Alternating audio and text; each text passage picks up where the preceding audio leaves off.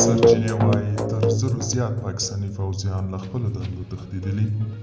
سلام، وخت مو بخیر. پام وکړئ د نن ورځې تازه خبر ته.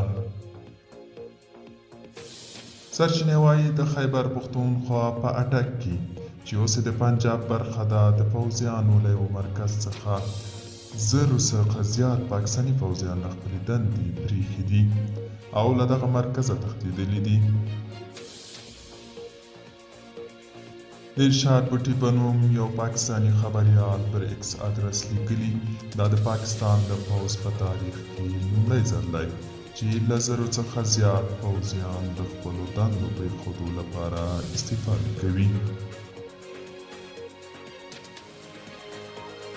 رسمي سرچینو تر اوسه پورې د دغو استعفاو د اصلي لامل په اړه څه نه دي ویلي، خو ویل کېږي چې د دغه پوځیانو پاکستان کې د وروستیو ناامنیو څخه د ځان ژغورنې په خاطر دغه اقدام کړی دی.